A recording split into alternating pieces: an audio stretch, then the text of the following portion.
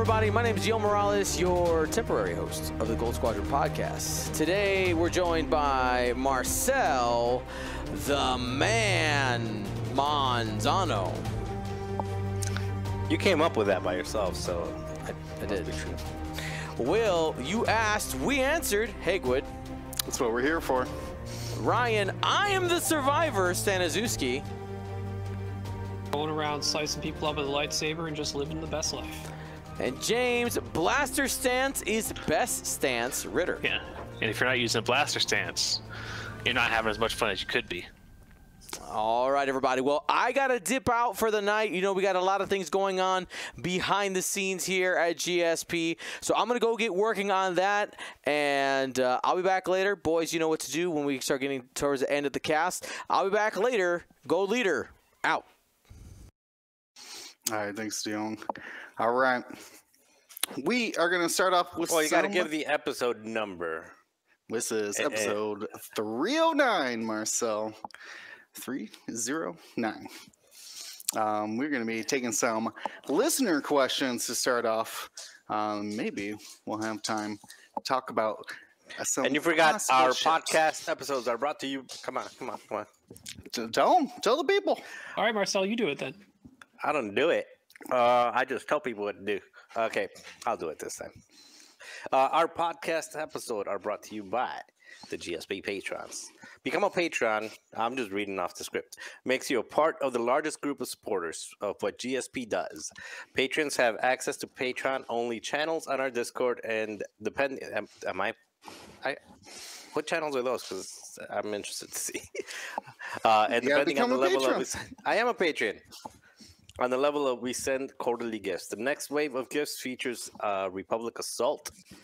And go to patreon.com/Gold Squadron Podcast to become a patron today. Seriously, which channels are those? You guys gonna have to. We got a bunch of secret channels, so we'll have to find out. Well, I mean, it depends on what level. It depends. I'm also an admin on there, so even if I'm not, still. You're a level. No, we got some secret channels. Oh, like I said, you'll have to check out our Discord and find out. All right. Anyways, thank you, Marcel, for that. Let's start off with some listener questions. I pulled some from our Discord. Again, if you're not on our Discord, what are you doing? So we took some questions here. I put them off. Feel free to grab which ones you guys want from our notes. I'm going to start with an interesting one that I saw Steelwater talk about. He is saying, what if you could have a tournament where you could play multiple factions in your squad? Maybe not some of the craziest ships in the faction, but what kinds of pilots would you guys pair up together between multiple factions? I want to say something with, it's got to be mixing rebel token passing with something else, right? Maybe, oh, you know what? No, I take that back. I'm going to mix rebel token passing with Kraken, the tactical relay. Oh, wait, no, Hera can't pass calculates, can she? Yeah. I would go with the, what was it? What were they calling it? It was like Heratani. That Heratani sure. List a couple of those pieces with the sock pieces. Oh, Hera was born for this? Nope. Okay. Nope. All right. No. All right. Yeah. Sure. Just keep passing them to Hera. Yeah, or just like sock with Well, so SOC doesn't pass. They let you spend use them. So SOC is Hera. Yeah. Sorry. But born for this is Hera with the strain cost. Yeah. Okay. But more. All right. You got any other combinations? It depends on if we're allowed stuff on the ban list. Because whenever why I hear not? multi-faction This is a crazy. combination, This is a crazy tournament. Sloan, Hypothetically. TA, and TA 175 with droids. No. Yikes. Oh, they're just vultures. It's fine. They're just vultures. Just when one dies, I get all the calculates, you get all the stress, and then they get rerolls when you're stressed. No problem. So you're talking, wait, why not Pinata Droid thrown in there too? Kill a ship. No, TA-175 is. Oh, Yeah, that's T7 Pinata. is the Pinata. Yeah. Okay. Yeah. Just ultimate punishment for destroying. At anything that says you kill me, I get to do fun things. I want all of it in one faction. Just give it to me on the whole list. Give me Nash. Give me Vultures. Give me Sloan. Give me TA-175. Are you With guys Nash? question Stillwater question? Yeah. Yeah. What factions would you mix together? I do like that Nash plus TA-175 is Yeah. dirty. Maybe there's something to, like, what if you could do Snap? Wait, is it Snap or I think it's Snap where he does a flappy wings. With if you could do it with 265s, that'd be fun. Oh. I think it says like the wrong word. It says like the servo motor or it's- whatever. Or they is have it the just same- say your configuration? They have the same configuration. No, it's Wow. called something different. Okay, that's fair. Yeah, but if it did work, that would be a lot of fun to do some flappy wing T65s. Interesting. Marcel, you got an idea? I'd probably go with crew. I think you're most likely to break things with crew. So you've got, Palpatine is an easy one that messes around, goes, from place that gives everything, and then you can also use like some of the token sharing, like kickback, or is it kickback, or which one is it? Sorry, this cat wants to bite my cable, so that's why I'm like struggling not to. Token sharing is any clone from the Coruscant pack. It just happens to be the Taurens are the only ones that get evades.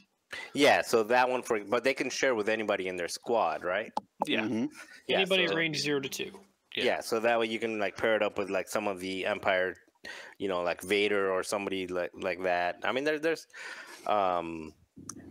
the would what's his name? Iden only like. It only works on TIE fighters. Unless you're No, doing I mean- Interceptor. Yeah, But I mean, there TIE. is other factions with TIE fighters. Oh though. man, you know what? I'm gonna- I'll be right back. I gotta Zevor? take this cat to the. I didn't interceptor time out. with like I'll be right back. with some of like the nastier like whispers or silencers. I mean, silencers are already really hard to kill. Good luck. I know, yeah. Or if you could just Look, say no. All I'm every other hearing is a turn. bunch of people who just want to make their ships not die. I don't care about dying. You just have to deal with what consequences when my ships die.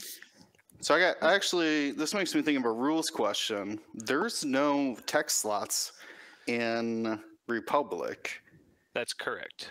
Correct. right? Well, for obvious reasons. But does Obi-Wan happen during your modify dice step? Can I spend Obi-Wan twice for optics?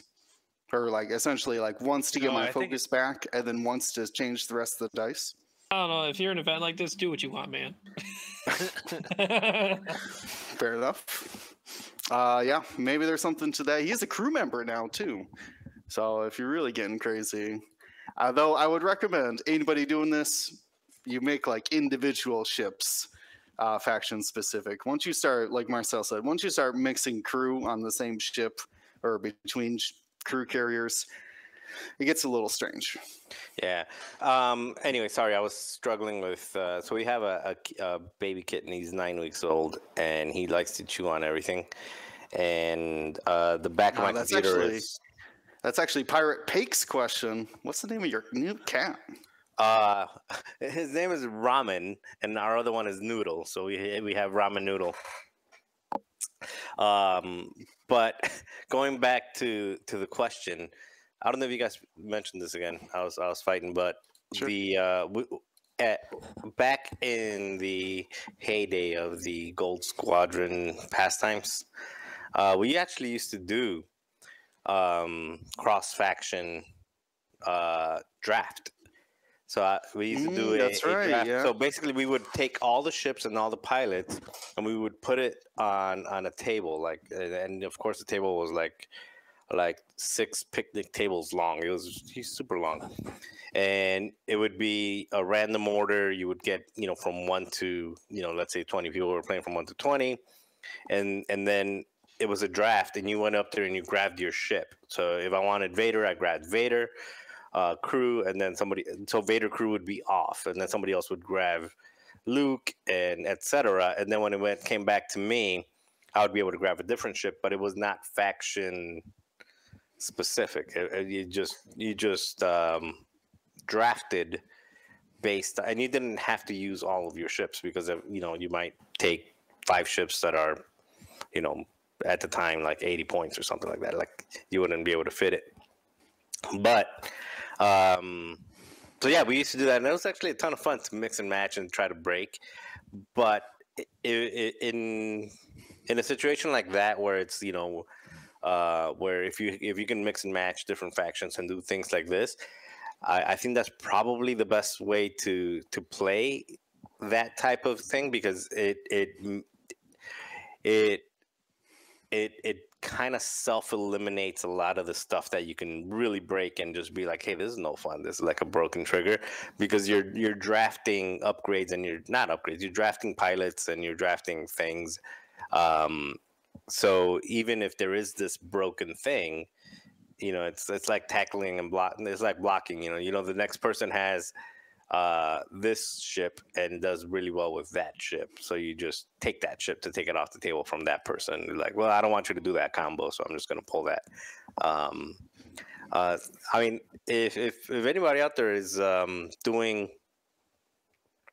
just like casual league nights, that's definitely a good tournament to do. Usually we would just run the draft on a Friday, and then play the tournament with the list that you drafted on a Sunday, and it was a ton of fun. It was one of the most. What'd you end up flying? What was your picks? You know what? We did it like 3 times. I remember there was a time that I did something with Asajj and different, like giving out stress, and then doing, I think it was like the stress bot. Remember the Oh yeah, that's dirty. Yeah, like it was a rebel one, right? Like the stress hog. Stress bot. Yeah. So it was like that and Asajj, and it was just like trying to come up with like dirty stuff. And then somebody did like Manaroo with somebody else that was broken, that was not that good, stuff like that. Yeah, you know what? Actually, like Asajj and like Forlom mixed with Death Troopers would be a nightmare. Yeah, but that's a good. You're trying to do something with your locals that is out of the box. You don't really have your you don't want to do a scenario or something like that. Just do that for a week. It'll be fun. All right. Let's see, James, you got a question drawn to you? Let's see. From Eric DM, what cocktail do you order at a nice bar? And normal beer does not count. I am a big margarita fan. I like my drink to taste good. So that's what I usually go for. Maybe like a passion fruit margarita if there's an option. But yeah. How about you guys? I'm also in on margaritas, though not blended. Gotta be on the rocks, or whatever they say. That's where we differ on that. No, thank you. Ryan? It's been a long time since I've had any cocktail type, but I'll just take a simple rum and coke. It's fine. So let's see. Well, they set at a nice bar, right? Not because like margarita. I'll do like a we're not going to the dive bar or brewery for something like this. At a nice bar, if I know they can make a good old fashioned, I'll probably go with a good old with an old fashioned. I usually go, if I'm going to a place that has their own like signature ones, usually want to try their signature ones. It's a hit or miss because sometimes their signature one will be like $20 and it tastes like garbage. Um, but if I'm at a really I really want to splurge, I'll usually just do like a naked scotch, like their best naked scotch. Basically, not on the rocks, just like a naked scotch, and after dinner, and just kind of sip it for like 20 minutes, and is really good. I guess if we want to actually name a cocktail, I guess I'd probably do an old fashioned too. Instead of just, it's this nice bar. I missed that part of the question, so. Other than that, it's beer. Will and I went for margaritas. So Yeah, that's my fancy drink of choice. that's my fancy drink. What about you, Ron? Well, they do put umbrellas on it. What's your you got a question that's yelling at you? Let's see. Adon asks, do you have any tips for newer players trying to learn how to fly an Ace-style ship? So assuming they're speaking to your Defender Vaders, your Anakin 7Bs, your Poe Dameron T-70s, etc., etc., etc. So, I probably, out of all of us here, may have the least experience with Ace ships. But I went to Worlds. I flew Anakin 7B. I think, especially in the current setting of X-Wing having scenarios, Aces only have so much power in the game because they can't just hold all their points and run away like they used to. Scenarios will force them to continue to have to contribute and play into the game, which means they do have to be able to contribute and be able to fight. It also means your Ace ship probably wants to be I6. I5 Ace is your primary Ace is kind of a little scary right now when there's so many different variations of Vader running around, when there's so many different versions of Anakin, Anakin and Vader both, right? All of them. Poe, both his Falcon and T-70 versions. As we see, seemingly in the whole Scum and Rebel faction, what they have in common is they don't have a viable I6 Ace pilot right now in either faction.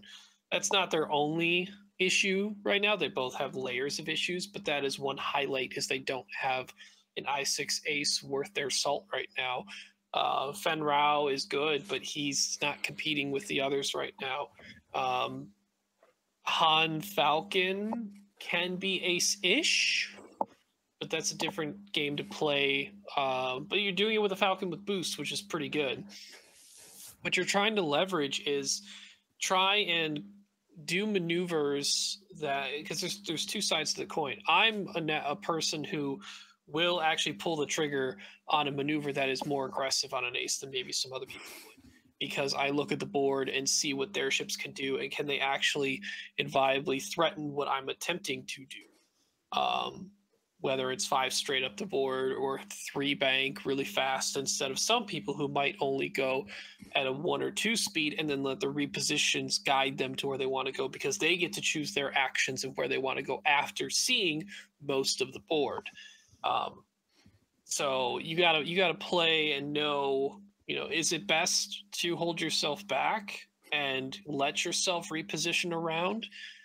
Or is it already too late and you've already missed a really good opportunity to get on a good flank or go deep behind the enemy, where you're isolating some of your opponent's ships, and the rest of their ships can't get to your Ace fast enough to threaten your aggressive move. I'll let Will, Marcel, or James take over from there and some of their differences. Let me ask you, Ryan, what was your Anakin squad? So it was one from Worlds. It was Anakin 7B with Predator, Extreme Maneuvers, and... Oh, I meant the list. Like, who you bringing with him? Yeah, I just want to highlight specifically what Anakin had, and then what came with them. So Kickback, Obi-Ada, Click, all Coruscant versions, and then Contrail, there's regular custom version. Okay. So, because I was going to say that I think it's a lot easier to fly an Ace if you have line troops. If you have, I was thinking you might be flying ARCs, but you're flying more zippy ships, so they don't know where to track. which is they probably a lot kind of want harder. to stay around each other ish because of Born for this. But Sure. I mean, Contrail can kind of do his own thing too if he needs to.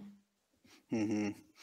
Yeah, well, it's just I was thinking about the Republic arcs, about that they're just a great example of a frontline force that is going to draw attention, and that's kind of where I think a lot of ace play struggles, is because you just are out there jousting. You know what I mean? Because you have nothing else to do. If you're a front arc ace ship, you got to fly at the enemy.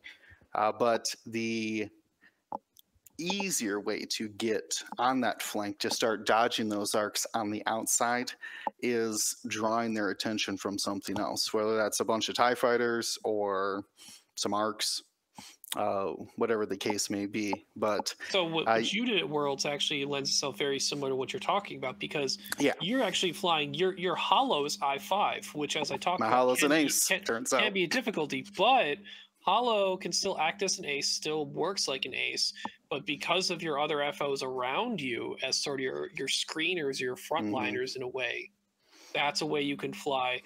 Whether it's another I-6 that maybe doesn't have some of those repositioning capabilities or being able to like guarantee move last or have those advantages, or is an I-5 ace and you don't have the I-6 ace, whether it is like a Kylo, a Hollow, whatever else around Obi-Wan that doesn't have I-6. Yeah, I think also another thing to make clear is that ace, when people say ace play, it depends on when they started playing, because the definition of ace play now is different than the definition of ace play before objectives. Before ace play, before objectives was basically just, tapping for points, killing a ship here and there, and basically surviving. And now some people are using ace as just like, you mentioned defender, like Vader defender. Like, that's an ace. It's an I-6. It's an I-6 with 3 agility. I wouldn't call that an ace. I would call that a tank. I would put him in the same category as like Django or something like that. They're punching, and they're punching very hard, and they're really hard to kill. So that's more of an alpha strike tank than an ace for me. So there's definitions of what, whoever asked the question, Adon, is what, when you say ace, how do you fly an ace ship, is what do you mean? Are you talking about just something that moves last, or are you talking about something that wants to stick and move, shoot and not get shot? And if you're referring to the shoot and not get shot, then you're talking about like the like Hollow. Hollow's a great example. Hollow is flanking, is trying not to get shot. It doesn't have a lot of health, has a lot of agility, but he's trying to not get shot, even to the point where, if somebody target locks him or puts emphasis on shooting Hollow. Hollow has exit strategies. It has like, well, I'm going to take this target, like I'll move it over there. So I think the first thing is like, just figure out, like, when you want to say you want to fly ace is, how do you define ace? If it's shoot and not get shot, like, how I want to get in a position where nobody is shooting at me, or the only shots on me are shots of opportunity that are like low percentage, and I'm taking shots. And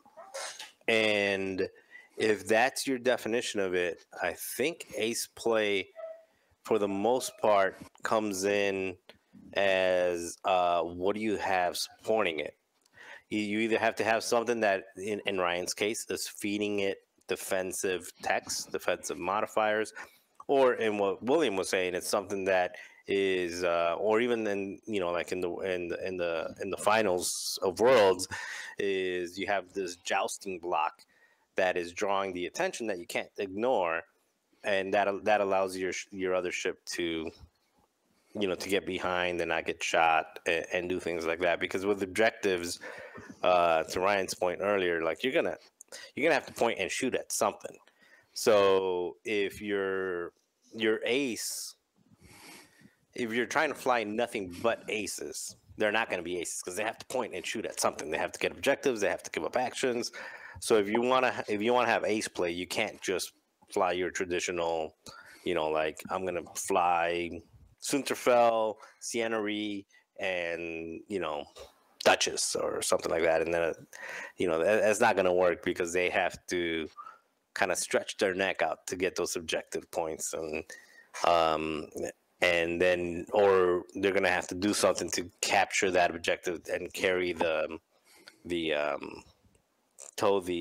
cat, Kayla, let him out again. He's biting cables again.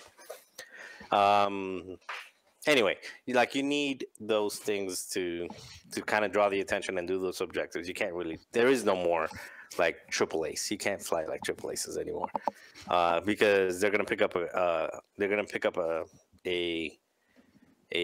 cargo, and then they can't reposition, and they're no longer an ace. Now they're just I mean that shooting. in other scenarios too, where you're like, I'm gonna go send my ace to go get 1 point. Well, you're gonna spend your 5, 6, 7 point ship to go get a single victory point. Like that could have just been literally any other ship, like any 3 point ship, any 2 point ship, scoring those objectives. So it has been harder to find that role. Like, what is your ace supposed to be doing? And I think most of that attention is shifted over to just offense. Luke, Darth Vader, Defender. I mean, even Hollow and Ember are out there just trying to throw 3 dice as modified as possible. I'm trying to think of Kylo Whisper as well. That's an ace, but focuses on offense over really just anything else.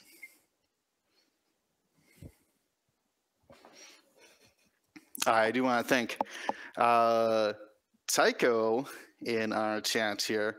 Had a great question about first edition ships. He's craving the Ozatux. Is it too soon for Ozatux? What do you guys think? 180-degree arc, coming back. White reinforce. I mean, it's not that they're potentially too powerful. We saw since second edition they haven't been that great. Besides maybe Wolfaru at times. Yeah, 4 dice. So powering it up with the Janors, but yeah, even then, most of the time it's just cheesing, putting a concussion bomb on them early. Mm-hmm. Yep, I remember that old rebel list. I just don't think it's that iconic of a ship to see a resurgence eventually. Granted, we're seeing the gunboats coming back. I know there's a lot of fanfare for gunboats, but Ozatux technically have more screen time than gunboats do. So I mean, we'll see. Gunboats have 0 screen time. Ozatux actually have a little bit. Yep. There's just not a ship to me that screams like it needs to come back into the game. No, we already have B-wings and Y-wings kind of filling that role. I want to see those be better before I see Ozatux come back. I'll lead that into the next question of what 1.0 pilots are we missing that you want to see brought to the current game? I'm trying to think. I want to see Carnor Jax, but work against force charges. I want him to work against force charges. Ooh, so Tapusk is what you're saying. Yeah, but Tapusk is the regeneration, but just no force around him. Nope, yep, can't spend force when Carnor Jax is near you. Not allowed. Interesting. How about no force expenditure on either side in a range 2 bubble? 2? I was just going range 0 to 1. Jeez. Whoa. Yeah, but it works against your own chips too. But I guess you would just not build a list with that. They just don't bring force. I mean, that's a little. Sometimes that's a big question mark if you don't do that in a list. I'm trying to think of one because they've copied a lot of abilities. Even Vril, it just basically became the Scum Falcon ability. But one we haven't seen is Nira. I believe was the B-wing's name. There was a B-wing that could shoot 360 torpedoes. Do you remember this? Oh pilot? yeah, Nira Dantels. Yeah. Oh, I used to love her. 4 dice in any direction. Advanced proton torpedoes. Yeah, just do not get near this B-wing. I don't know if we'll ever see you said it was a B-wing shooting in the game. Yeah, you didn't know? It was a 1.0 B-wing. Yeah, 1.0 Oh your yeah, way. near. You can perform torpedo attacks in 360. Yeah. Wow. I don't know if we're ever getting a 360 attack again. Yeah, it was pretty impressive. Yeah, give me her and a 3-charge torpedo. Let's go. I am now curious. You guys keep talking because I'm gonna look at a few because It's been a long time. They brought a lot of, like I said, like a lot of the pilots and/or abilities have like snuck their way through. But I'm trying to think of somebody who had a more unique ability. Oh, I want one. And this is not a pilot. This is an upgrade. But you can bring it in however you want. Give me the Paul Heaver design Boba Fett crew. Bring it back. Oh, I love that one. Yeah. The discard somebody else's card. So yeah, for people who don't know, it used to be when world champions won, they get to help design a new card that would eventually come out in the game. So after one of Paul Heaver's world championship victories back in X-Wing First Edition, he got to help design a card, and he had it be Boba Fett Crew, which came in the Jumpmaster expansion, which ended up getting bought a lot.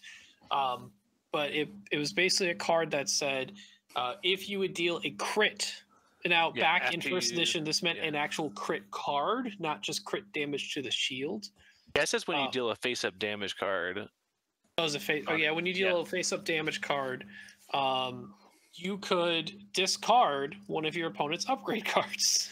Yeah, you discard Boba Fett in one of their upgrades, so it's one use. Yep, one use. But so you got anything from Boba Fett going to get Palpatine, throwing him out the airlock. You got Boba Fett going in and just like scribbling over the top of a title. Oh yeah, taking away the 12-point punishing one title off of Dengar. Oh, I disrespectful. I took away plenty of TLTs off some ghosts. Oh yeah. Disrespectful with that Boba Fett. That would be pretty powerful. I'm trying to think of James. I know you didn't play First Edition. Yeah, but, I'm like looking at all these. I'm like, wow, y'all played with these? These are ridiculous. Yeah, some of these folks. Yeah, I mean, we sure did. There was the chat's calling out for Thweek. They want Thweek. Thweek. Yeah, that is the one. That is 100% the ship that I would want above else. Man, this thing is like I'm sorry, I'm gonna check this out. He went from like monster to sleep in like a matter of seconds. Just burn all the energy really quick and burn bright and then crash. Yeah, Marcel, talk about Thweek. Oh, so Thweek, it was it actually had multiple abilities. And essentially at the start of every match, after you saw your opponent, you can do one of two things. You can either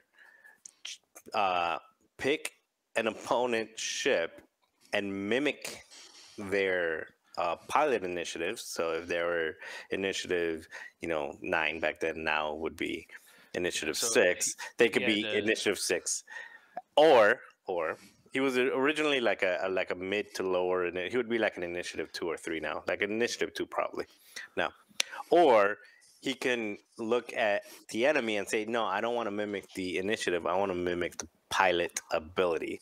And then he would have the pilot ability of any opponent ship in the...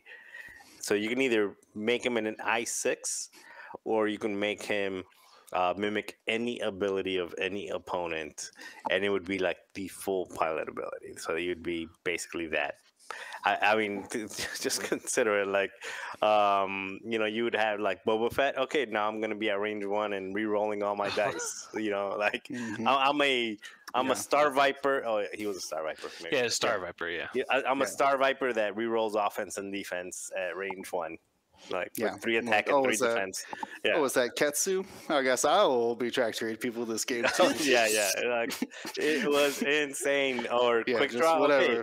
Every time you shoot, or not quick draw, but Dengar. Every time you shoot at me, I'm gonna shoot you back. Like it was pretty powerful. Now, actually, they did bring back the initiative with Namlam in the rogue class. He does steal initiatives now, so that's kind of only bad. during That's like in bullseye or it's bullseye. No. It's at the start of engagement. Right? I think it's just whoever's looking at you. Yeah, in engagement. So you still move initiative 1. You just engage at the initiative of the people that are going to shoot at you. Yeah. But yeah, Thweek would be hilarious.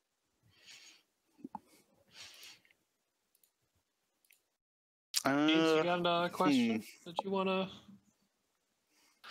Yeah, I just want to make sure we're all done with that one because there's a lot of like, like Yeah, I said, most of them have been going. transferred over. I'm gonna keep looking because now you got me curious. But keep going, and then I might all of a sudden jump back to this one. I did want to hit one question that I saw about standard loadout. Okay, here it is. From Gwenwolf. What pilot or ship would you like to see with a standard loadout, and what abilities would you include or tweak with that loadout? Like Boy Han, how it has a different actual pilot ability. I want to see a different Luke, for goodness sake. I want some spicy Luke action.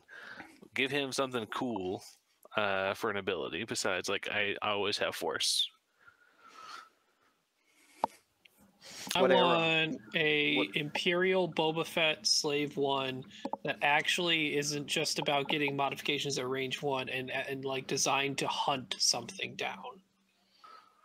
And be, I don't know, maybe sneaky about it. Just basically give me Empire Strikes Back Boba for the Imperials. But standard loadout, he's got can't put anything in there. Got all the upgrades stick. That's what you get. We haven't seen like a condition with standard loadouts or anything like that, have we? That's probably too complicated for them. No, but you can give abilities that are like hunting-esque, right? Like, sure. Well, I mean, what if you just worked against named pilots? Like, if you destroy a named pilot, do X. Problem is the entire game's named pilot, so it's basically for everyone. I guess. Yeah, I'd be down to see. I'd be down to see some like pilot bounties. To say like, hey, it like sort of like how the tracking fobs works, where you choose which ship it goes onto, but if they destroy it, they get an extra point for the game, like a VIP style. Yeah, you guys are on Grimwolf's question, right? Yeah. So they would get like an extra point for killing that ship. I have an easy one, and it's just begging to be made. Please make a Hera Ghost with Zeb, Chopper, Ezra, and give me the whole crew. Yeah, as upgrades. give me Sabine. Give me every Spectre in that Ghost having. I mean, they don't have to be all like different abilities and be like Chopper and Zeb do this ability, stuff like that. They could all be like not great abilities, like Chopper's ability is like not Chopper. Zeb's ability is not great sometimes, especially when you're rolling 0 agility on that. I mean, they could have new abilities or whatever. Well, like how what Chewie's if it's got a Zeb's new ability. crew ability and Chopper pilot's ability? Yeah, hand out jams. like a 9-point VCX. I don't know. Make it 8 or 7. We're trying to get her down to 8 or 7. Yeah, trying to get her less expensive by making her a standardized upgrade. What pilot ability would you give Hera then? Or would her pilot ability be that she's brought the whole crew? It would be something general related. I don't know.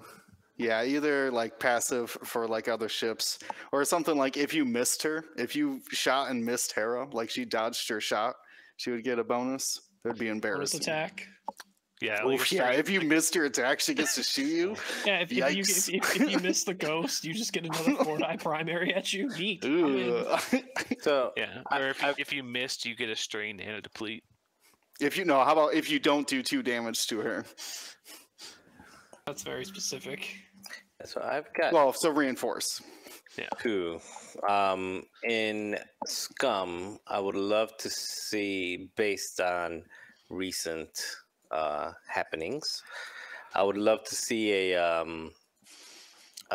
Scum Bo-Katan in the Gauntlet, and also a Scum.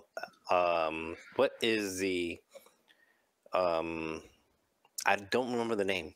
The name of that guy that at the end, like the one that took Bo-Katan's title, and then Bo-Katan claimed it back. Axe Woves. Yeah. Wolves?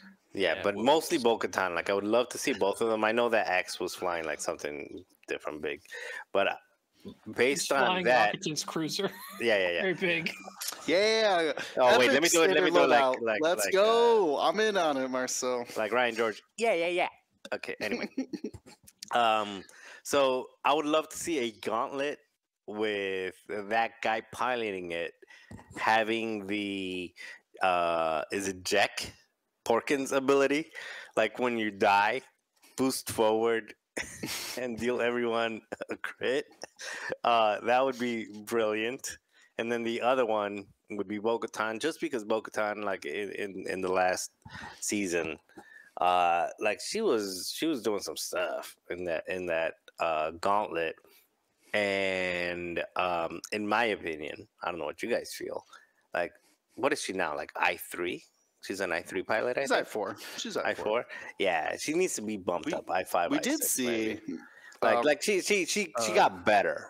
So I would love to see something that has like a higher initiative and maybe some defensive tech, like some additional defensive tech, even though Well, we gauntlets saw, already are defensive.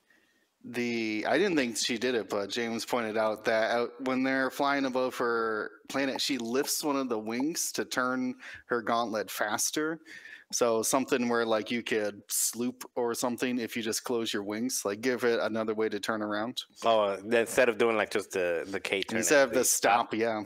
If you that. hard turn, you could talon her. If you 3-bank, you can talon. If you flip And maybe your wings. instead of the permanent, so it would be a red move, but instead of the permanent, like your less agility, you just take a strain. So it's only like for one attack, right? Sure, yeah. Actually, Grimwolf had a really good idea, because he did not actually sacrifice himself like Jack Porkins. It says, when you die, place a Mando Commando token on the board. Actually, Actually, that would be cool. That Would be cool if they could make that like an upgrade for all the Mandalorians, because of their jetpacks. Is like when you would die, you can eject an upgrade. Man. Where We you can need one eject for the Resistance Mando. Leia then. Oh yeah. Yeah. How about you would just float around? Mandalorian and Resistance Leia only. Actually, I came around to thinking about that Imperial Boba SL. So to make it something, going more on the effective instead of just hunting a single thing, just pursuing, right? So if Boba, like say after Boba executes a maneuver, if he's in the back half of an enemy ship at range whatever, he gets a free boost. He's pursuing. He's actively going after. So if you don't look at Boba, he's gonna chase you down. Yeah, I would say that make sure that it's in Boba's front arc. If the ship is kind of like speaking of first edition upgrades, flight assist astromech. If Boba moves and there's nobody in his arc, he gets a free booster barrel roll. Yeah, I would say could be no one in arc too. Yeah, that'd be like a flight assist style Boba that just gets a basically like because he doesn't want to be too close. So like maybe he can't execute a maneuver and have an enemy ship in his front arc at range 0 to 1, which I don't even think he could fit a boost. Maybe 0 to 2. You can't fit a boost at 1, yeah. Yeah, so maybe just 0 to 2. He doesn't have an enemy ship. So if he's out at 3 or no one's in his arc, he just gets a free boost. Free boost, not boost action. Ooh. Okay. Yeah. All right.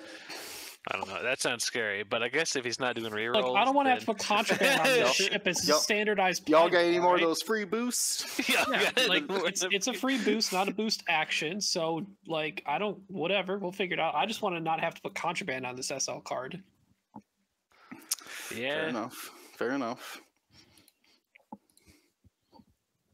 Let's see. I do want to let's hit something less theory craft in here with Joel Snaggletooth.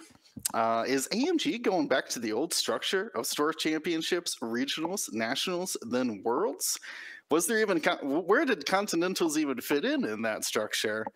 And system opens as well. There is so many different things.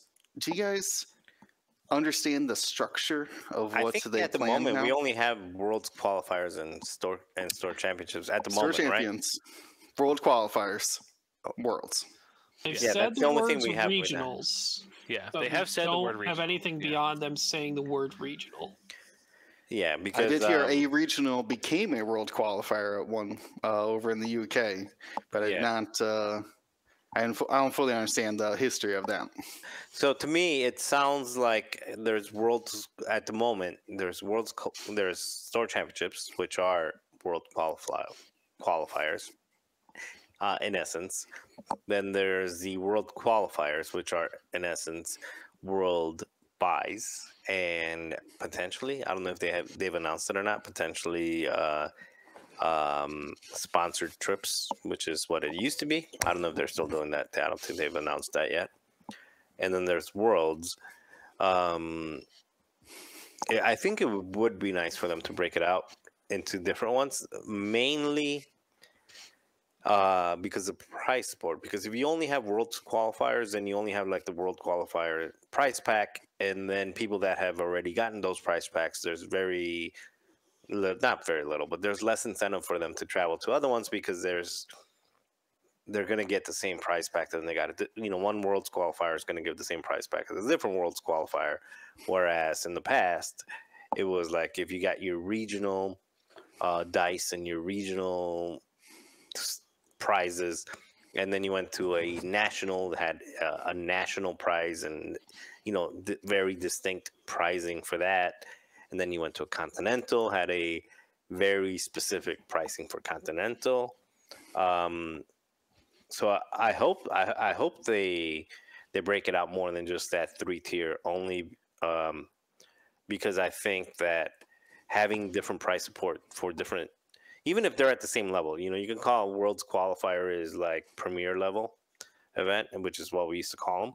It could still be the same premier level event. It doesn't have to be. Like Gen Con is going to be above a premier level, which is, I think, the way that they had it rated before is like it was like continental, national. Yeah, I think Gen Con was regional. our continental. Yeah, Gen Con was our continental. It was called North American Championships. North American, that's right. Yeah, and I don't think they have to even like tier it to the point where like this one is better than that one. But it'd be nice for them to at least make some distinctions. You do bring up a good point that like, if you won a world qualifier, or at least like got in the top cut, there wouldn't be any more prizes for any of the other world qualifiers that you could get. No, are you going to get 2 buys instead of 1 buy? I don't know. I mean, those templates though. If you win 5 of them, so like, are you just going to come in round sets. 6? Be like, hey, I got 5 buys. I'm going to come in round 6. That's. I don't think I put it down, but someone I thought did ask that if buys should roll down, which they absolutely should, obviously. No? I don't think so, because a buy is different than an invitation. Like an invitation is an invitation to play. It's like you don't have to go through that. So you're just showing up to play. But a buy is a buy. Like you're still playing, but you did not earn the buy. You lost your final match. You did not earn the buy. So I don't think that. I personally, apparently, I was not very strong on that stance because I'm instantly convinced that participation, yes, buys, no. But of course, we want everybody possible at the Worlds. I don't want people missing out. But yeah, I'm easily convinced on those buys. So it sounds like the tiers have gotten a lot smaller. But hopeful for the future. There's room for more. Growth. It's basically events that give invites, events that don't. I mean, I think if it's an official event, it gives a world qualifier, though. They do give a world qualifier, even in the store ones. Yeah, which is basically like an officially run event, or it's not. Yeah, and it doesn't. If it's an official event, it'll get you to Worlds potentially. Yeah. Oh, yeah. Speaking of store champs, like little bit of public service announcement here. just because we just got the store champs, like get in touch with your stores and make sure not every store is trying to schedule theirs in May. Like, chill out. We don't have a time limit to get these all done in May. We can do June and July. But it's Star Wars August, month, Ryan. September. Look, I'm tired of all these stores scheduling these store championships almost instantly when they get them. Like scheduling on Thursdays, like Friday, Saturday, Sunday is all full. We're doing Thursdays. You can schedule them. That's fine. Don't put them all in May. Chill out. Spread them out. Anyone who's any of you community leaders out there that keep in touch with multiple stores, check with those multiple stores. Make sure they're not scheduling them not only on top of each other, but maybe not like the weekends immediately after. Because if your whole area is like, we're just going to have these 3 weeks of all-store championships, and then nothing else is going to happen the entire summer. Like, spread it out a little bit, Please do that. Well, to transition maybe just the opposite of it, to stay on the topic of store championships, Chris Moley is asking, leading up to the store champ, worlds, etc. seasons, how much should you be practicing? This is a can of worms question, but for me, the simplest answer is enough to be comfortable with your list, enough to be, this is the list I want. As a classic list waffler, it's hard for me to get to that level where like, this is my list. I've tweaked it. I've designed it. So it kind of takes a personal touch. If you're someone who can just net list and understand a list and fly it, I don't think you might need zero practice with it. What about you guys? How many games of practice you getting in with your store champs list? I would say until you don't miss a trigger for one game. It depends. It depends what you want to do, right? And it depends on your community. I mean, if you're in a community that is very stacked, let's say, then you probably want to practice them. If you're in a community where everybody plays on a kitchen table once a month, and then they get together once every 3 months, then it doesn't really matter. So as much as you feel comfortable with, I think. And the longer you've been playing X-Wing, probably the less amount of time that you need to practice, especially because there hasn't been a whole lot of changes in the last, if there's changes, let's say they do a points drop, then that you definitely want to go in there and start trying to figure out like, okay, what's good. If your store championship happens before the next release or before the next points drop, that doesn't really matter, even if you haven't played in the last 4 months. Like, nothing's changed. If you were comfortable 4 months ago, just bring the same list you brought. I mean, that's what I'm planning. I haven't really played X-Wing. I've been on William has seen. I've been on War Tales lately. We would love to talk about War Tales, but it is a mature game. Yeah. Not allowed.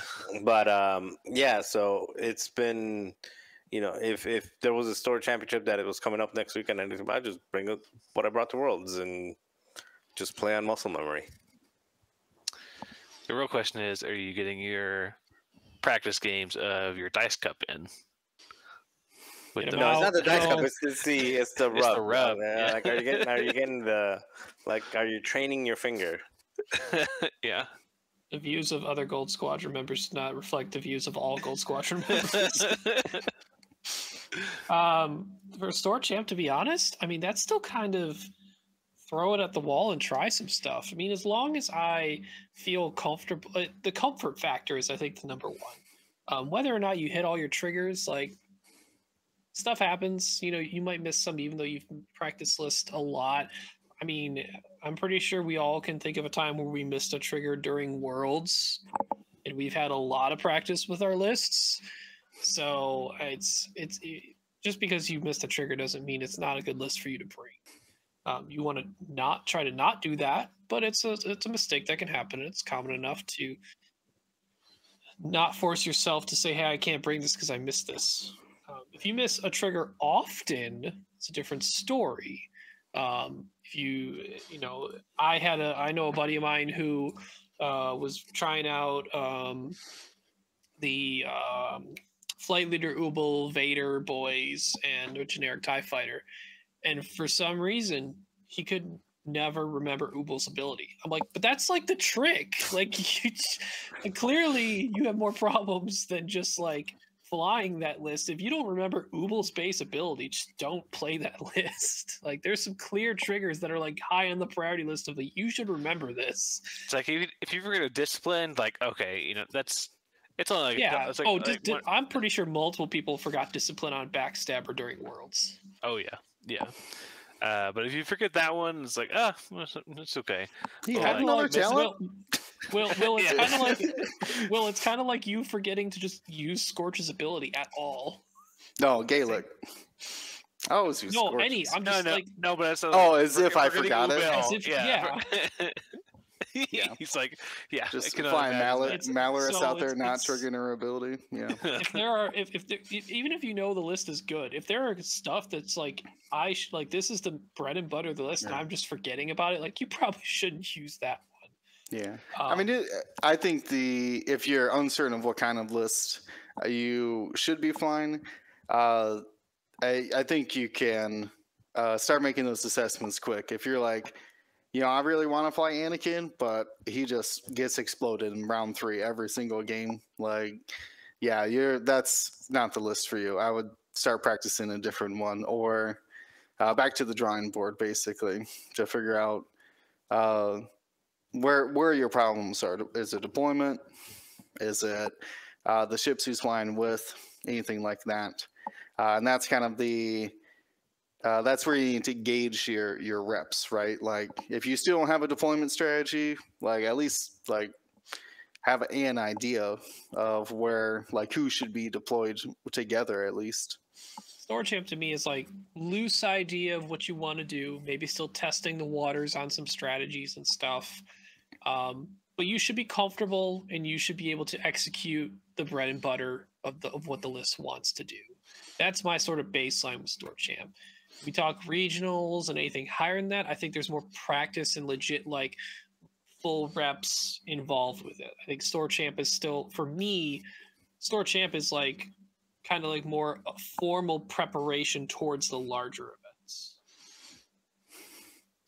Makes sense. All right, let's see what else we got here. I was gonna This hit is- the 2 questions that kind of had like the 2 ban list questions. Yeah, I was just going there myself. Or I guess What do there's we 3 got? There's 3. There's 3. Yeah, so there's, will anything come off the ban list? What should be on the restricted and/or banned list, and what would you like to be on the ban list? Pilot or upgrade? Also, I want to highlight the restricted one. There's nothing on the restricted list right now. It's specifically different than the ban list. Restricted is restricting the amount of a maybe generally upgrade card, but maybe chassis, who knows? Yeah. AMG has not used the restricted list at all. I think it's definitely a think tool there's that they anything- could be. Yeah. Do we think there's anything right now that's worth putting on an unused restricted list that we don't feel is egregious enough to be on the ban list? You have Shield to limit upgrade? the amount of things. Like, should elusive be restricted but not Elusive. banned? Or I would say used? all the 1 and 2 point EPTs might fit the bill. Well, all the 1 or 2 point that are not, you know, like discipline. Discipline is based on other ones, but I'm talking about Predator, Composure. Even though there's only one pilot that leverages Composure, like all these. Well, that So should how be would, on the how ban would list. you So I restrict guess them? why are you specifically targeting the cheap ones, even though that's commonly what can round out a loadout value for a ship? I'm doing it because that is commonly what rounds up a loadout value version, and that's what commonly gets spammed. So you get like 4 Predators. Just because it's spam 4 doesn't mean elusives. it's hurtful to the game, though. The only one I think well, that's egregious right now might be elusive, though. I don't even think it's egregious. I'm just saying. I don't either. For me, for me, just for sake of variety and making choices, because I'm all about like the more sacrifice, not choices is not the right word. The more sacrifices you have to make, like if like in order to do this, I can't do that. The better we are in a list building scenario, because now you're making, it's not an additive scenario where like, oh, what more can I stack on this? It's like, what can I put here to sacrifice that I can't get here? So elusive, predator. So I would be for a lot of the non-pip upgrades. Shield upgrade, that would be another one. Like for a lot of the non-pip upgrades to become pipped, either pipped at 1, pipped at 2. But mostly at 1, being like, hey, if you want to use, standard loadout, not counting, because if you have a predator and standard loadout, whatever. But the build it yourself, or the the build an X-wing workshop type of stuff, I'd be completely fine for them to pip everything. And everything be pipped, so that's a difference you're completely making in the game, though, right? Like you're oh adding cards yeah, to be it is. pipped But that was the versus question. Like using the restricted list. You asked like, what would you use the restricted list for? And my answer would be everything. It's not. You wouldn't use a restricted list. I You would just use pip a all the cards. No, I would use a restricted list. I would say this is restricted because the reason I'm saying, because that's what the restricted list does. It basically takes something and it restricts it. Yeah. So as an example, restricted list in all other games that I've seen it been used is not used across the board on the entire game. It's used for subsets of cards that the developers believe don't require to be banned, but have issues when they're in high numbers or numbers they can't control because of how the game's structured originally. Yeah, like proton torpedoes may be a good option for that. Just to like I think prevent we used to proton consider torpedo juke. spam. We used to consider juke would be something. I would probably put juke on that list just to prevent. It's not feels currently bad. an issue right now, but in the future, like, and we've seen it in the past, when there enough things could take it, it's been multiplicatively pretty crazy. Yeah. I'm trying to think of like really how they could expand upon the restricted list instead of just saying, two pips for elusive. We have the keywords as well, where you can say you can only bring, this would be weird, but you can only bring 3 bounty hunters, because that's a keyword right now in the squad. But they could just start assigning more keywords to things and be able to add them to the ban list in that way. Similar, I believe, like B-Wing is one of the keywords. Like they could just have each ship as a keyword as well for the things that they're trying to address without having to maybe say like the exact like generics. They said just like the I'm trying to think of. We don't really, like I said, we don't even really use keywords at all. I think there's like they're bounty only on hunter. the PDF for squad building purposes. Yeah, it's really. squad building. Right. I mean, but the restrictive list is for squad building. So I'm just trying to think of, like you said, the interesting ways they could use it, other than just saying you can't have, more than one, like pipping things, I guess is the best way to say that. Is there anything that outside of just like limiting the number of things? I would restrict remotes because I don't want a ton of them on the board if they ever get too good in high numbers. Granted, right now the Mandalorians are single pip. You only take 1 upgrade of those and you get 2 of them. But I don't really feel like playing against someone who's going to have Mandalorians, probe droids, and then Discords, Buzzsprout, Proxy and Mines. then I Proxy don't Mines. know. I just too much. My list puts stuff out on the board. That's what we Yeah, do. like so you could limit a type. Like you restricted list, one remote in your list, like one remote upgrade, right, or two. I don't know, right?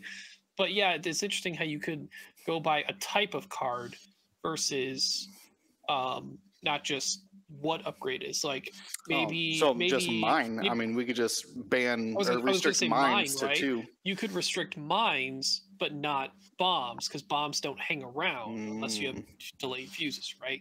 So Sure. just less. What's I mean- Chaff Cloud worded as right now? It's a device. Does it have a keyword on its card describing what it is? You might need to create a new keyword like deployable obstacles, so that you don't have spare parts, chaff cloud, and rig cargo shoot all in the list type of thing, Fair. right? Yeah. I can see that.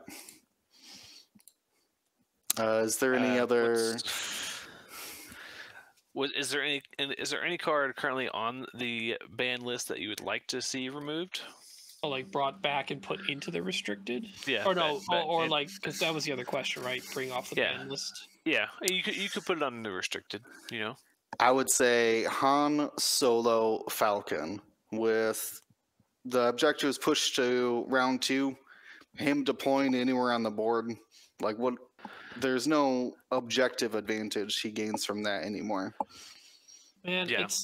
I look at when I played against Kalen Wong at Worlds. He played Resistance and he played Poe T70. He was extremely aggressive with his black ones, and Han kind of might have that similar effect. Now, I don't know. I'd be curious to see how it goes, but I think there's still some cause for concern when someone gets to put their ship not in deployment and can put it on the side of a board and then automatically start forcing your opponent to have to choose between looking at not only the general direction of your deployment, but also this other ship that's over here, and then also the objectives. Now, granted, it's on you as the opponent to limit where Han can go, right? Mm-hmm. And we're seeing more and more how spreading out a little bit of your list. I think a complete spread is commonly a mistake with most lists right now because of how an opponent can isolate and bring more targets to bear before they can react. Cautious about that one, but I could see it. I could see trying it. The resistance on. I would say for me, I've said it before, but it would still be intimidation. I just like, I would even like to see more cards introduced that add add different variables for range 0. So Marcel, what if intimidation was large ship only for equipping? So you actually intimidate them with a larger ship. I mean, it could be whatever. Like I just want that part of the game. That's something that I miss is the tactical blocking, the tactical bumping, and the tactical bumping. I mean, it matters still because you can, you're not taking scenario actions. You're only getting the focus. You're getting the stress. Like there's still meaning behind it, but severely diminished meaning, where I would love to see just different avenues for making it matter. And again, it becomes a sacrifice. Like you're taking this, you're taking this approach. You're giving something else. You're giving up something else in order to take this approach. So it's not like a net positive. Like you're giving something up in order to get this. Like you're giving up a ship that wants to put a lot of damage out in order to do, to take some control. Even things that change the effect, which already exists, like Seven Sister already exists. Is it Seven Sister? Where instead of bumping, instead of taking a focus, instead of taking a stress, you take, some other token instead. It already exists, and we know it's powerful. But again, I would love to see things that make bumping more meaningful. If you want that to be your strategy. And then I think the last question on that little trio is there any card in the game currently that you think needs to be on the ban list?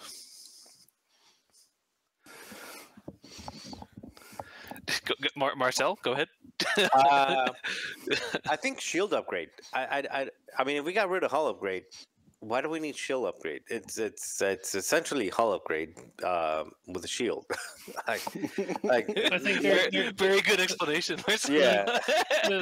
I know the difference that the developers mentioned was because you actually have a physical representation of gaining it by adding a shield token to the board versus hull.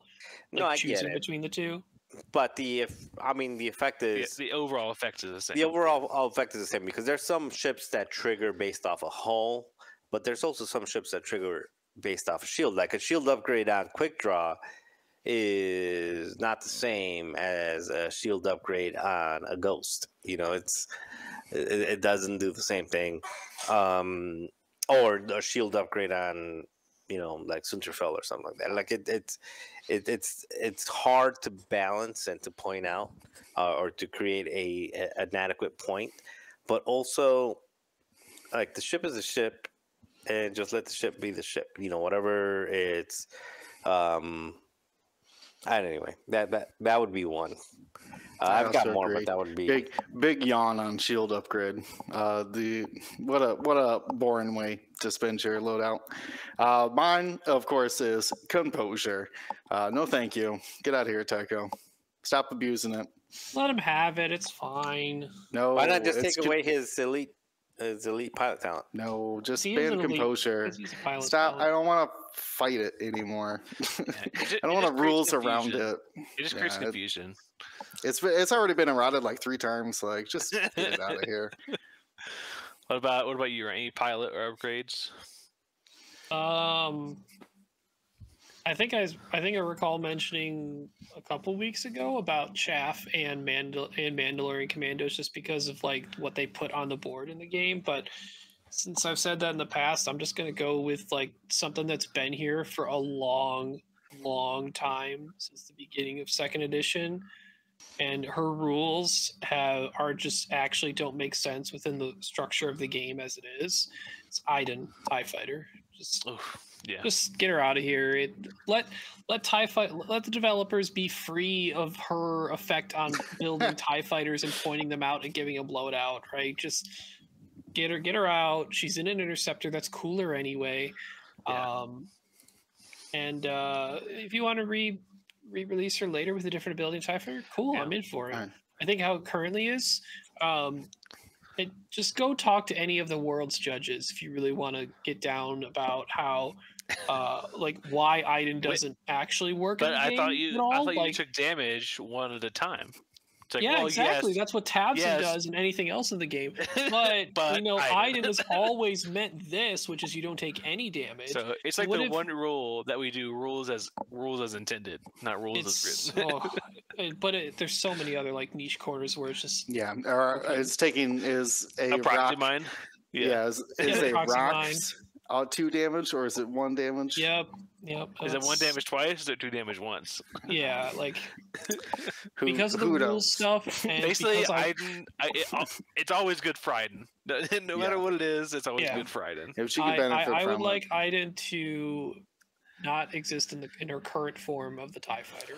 Man, y'all got so you literally stole 3 of them that I wanted to say. I mean, there's we got a most wanted list out here of Yeah. ships. Oh man, I think for me, I would like to see. He's gotten so much better though. I would like to see Boba banned in this current iteration. I think that 1.0 ability is just so abusive. Defender Raider. Yeah, Defender Vader's yeah. up there. Defender No Vader's doubt. up there, but Well, I don't know.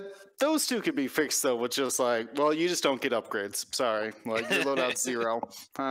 Take a jamming beam. Good luck with that. your loadout is 1. You You get get- marksmanship. Good job. You shoot good.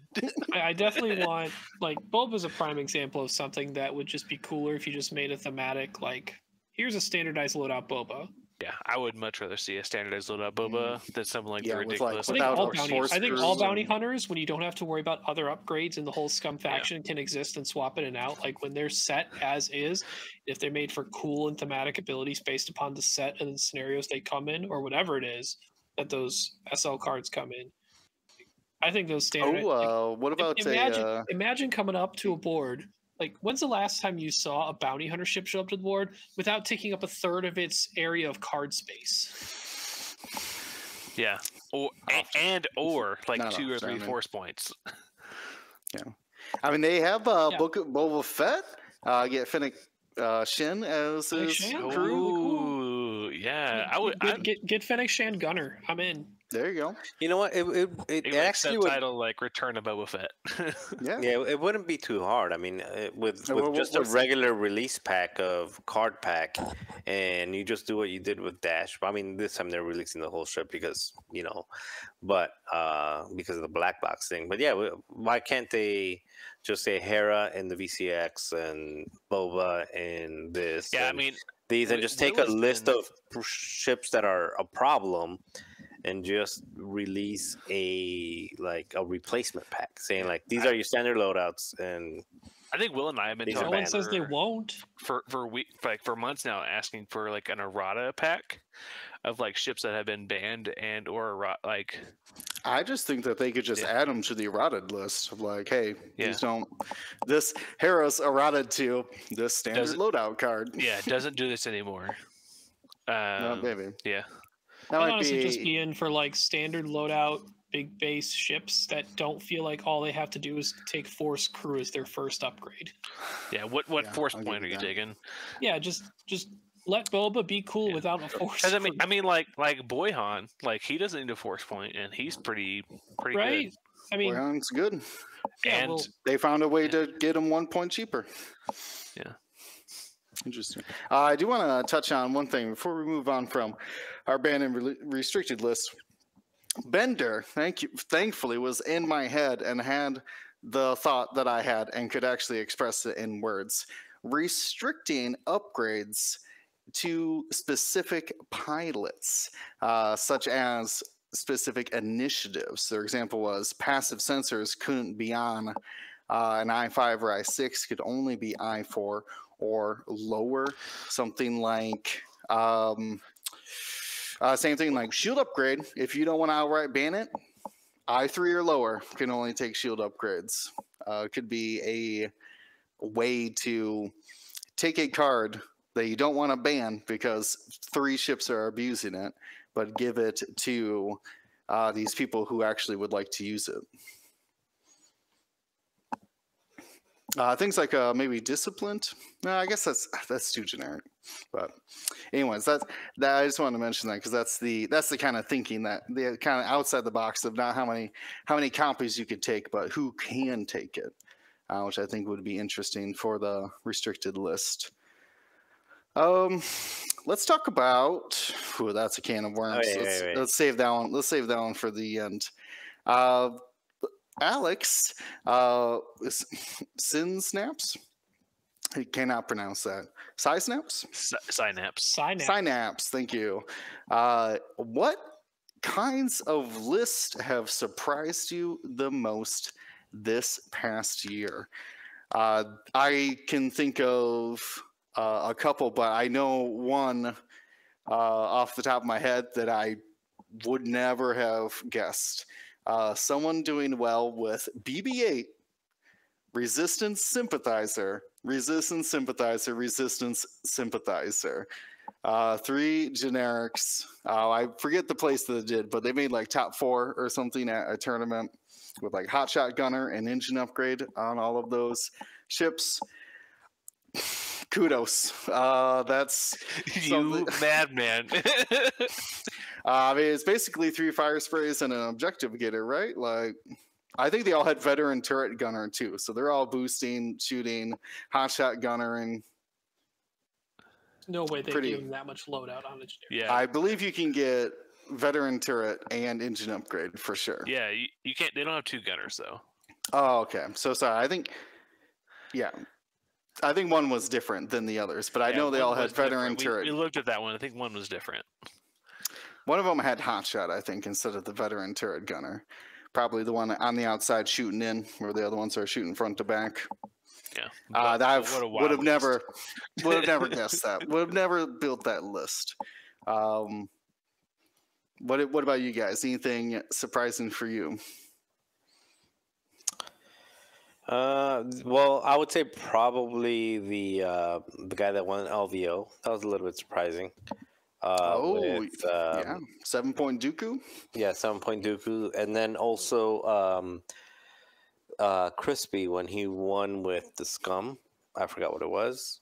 Mando, Cad, Galaxy's event. Yeah, the Galaxy's event, and Manaru, I think. Yeah, that was a surprise at the time. Yeah, 7553. Yeah. Yeah, like in retrospect, it's not, but at the time, it is. I mean, there's been a few out there that have been like, oh, this is cool. But I don't know. I felt like we've been in the same points for such a long time that nothing is surprising at this Nothing point. surprises you anymore. No, That's but what I I'm mean, trying to we're think at the about. very end of it, though. Well, even That's what I'm trying to think about. Like, not a list that singly did good in an event that was surprising just there. Maybe something that, at least for me, that was surprising in totality that rose up and stayed at the top over an extended period of time versus because it like here's an obvious one, right? Who expected Alphabet Squadron to be in the top 8 of the world, right? Like that is a surprising placement. Top 4. I don't think Top 4. Yeah, top 4. Yeah. Yeah. that is But, a surprising result, but I don't think over. Well, if you like, looked at the list, you'd be like, okay, yeah, that makes sense, right? yeah, Like, if you look at if you put that list over the next 6 months or whatever, if points all stayed the same, I kind of doubt it would be able to replicate that consistently. So I think what's probably surprised me that actually continued to perform well, I guess for how many different variations of 6FO there could really be and still all feel competitive. Like initially, when I first saw that could exist, right? The first time I ever built it was the 5 TIFOs and recoil, right? That was the first iteration I saw.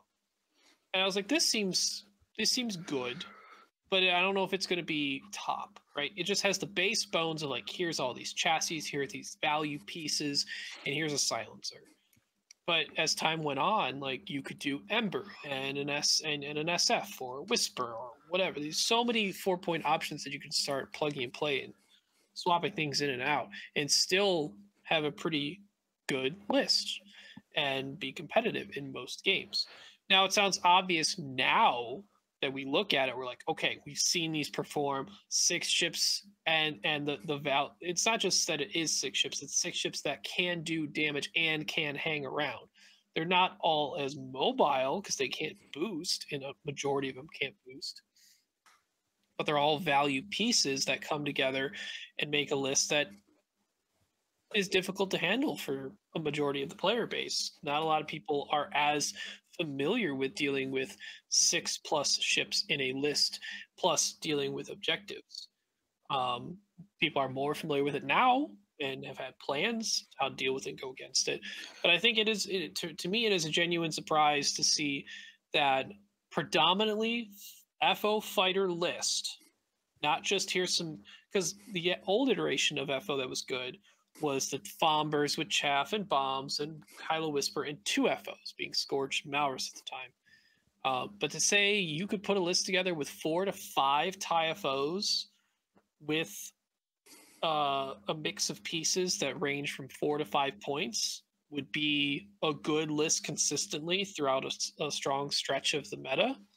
That's surprising to me.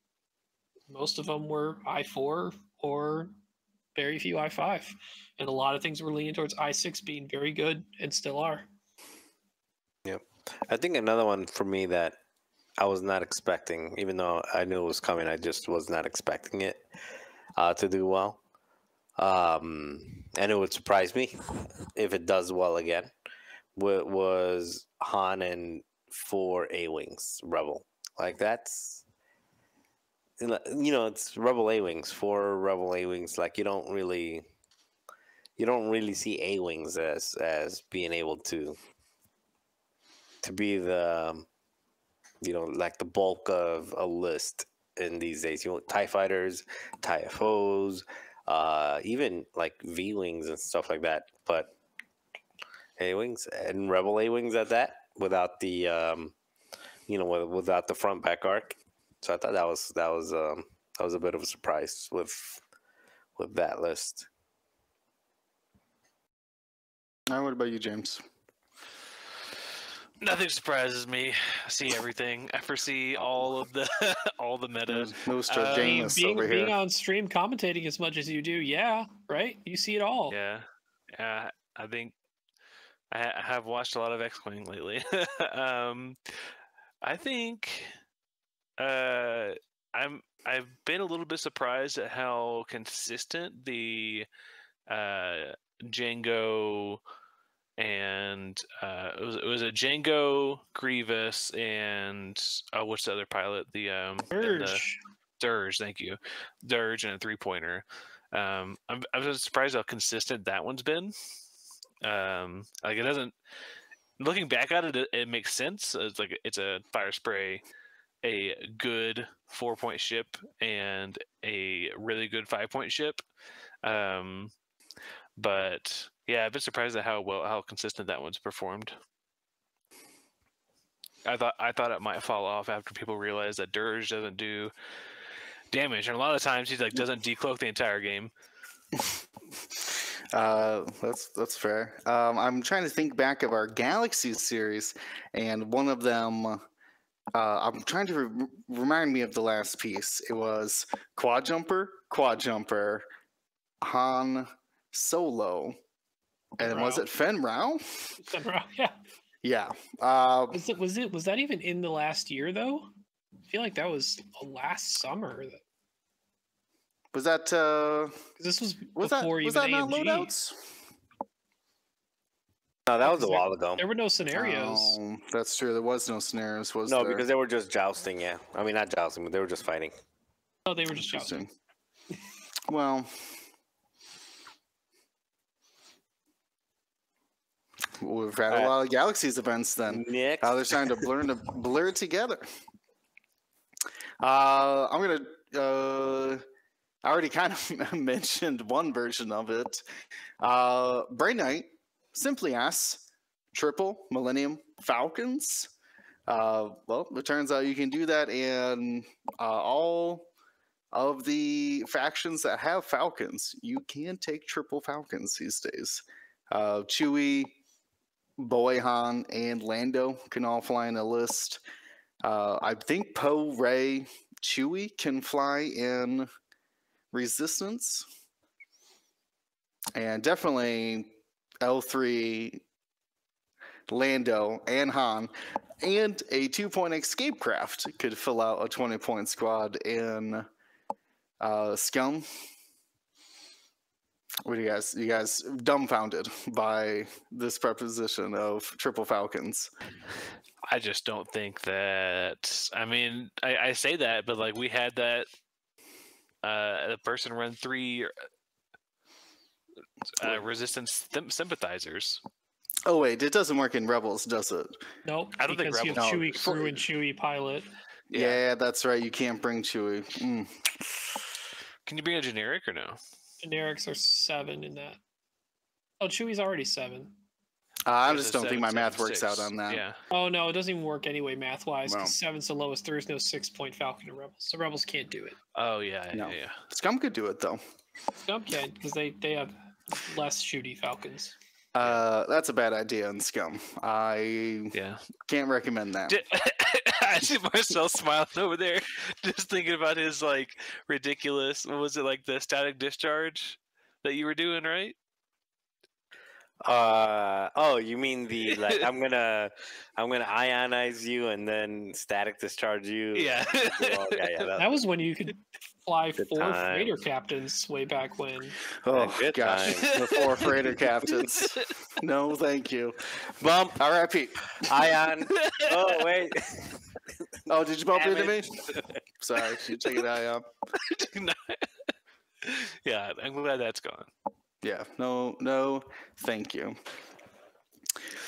Let's see. Here's one we could talk a bit about. Zach to the Future says, "How do you get back into X-Wing after a few months of minimal interest or availability?" They say, "I want to play the game. I love the game, but I just don't care about playing." Marcel, start us off. You've been mentioning that you've been playing intermediate, not as often. Yeah, well, to be fair, I have not played a single game since Worlds, so yeah, I would say not as often. What's gonna bring you back? Well, it's not what's going to bring me back. What's going to bring me back is actually, I haven't had the desire to play on TTS lately just because I've been playing other computer games. I've had the desire to go and play in person. You know what's the biggest drawback to going back and playing in person? Get a shower. Well, the No. shower, yeah. That's the second biggest. The first biggest is actually I still have mine and Kayla's lists and everything in the box, and the management of having to take everything out, undo the boxes, undo the pilot, come up with a new list, and then put the list together, put it in a box to travel. Even when I say travel, I'm talking about like a 15-minute ride to the store. But just that in itself is daunting, and I'm like, it's gonna take me an hour to do, at least maybe 2 hours, because again, I got to take everything out, I got to put it back, I got to put it back in its place. You know, back in the day, I didn't care about doing that. Like I was passionate and I wanted to do that. Like, yeah, let me do this and do this with this, but I'm not at that level right now. So that's what's been keeping me out of going back to the playing more often, even though I'm going to. I was going to go last week Thursday, but I couldn't. And then I was going to go this week Thursday, but I can't. So eventually I'll find a week that I can. So the question was, how do you get back into it? Honestly, it's just do it.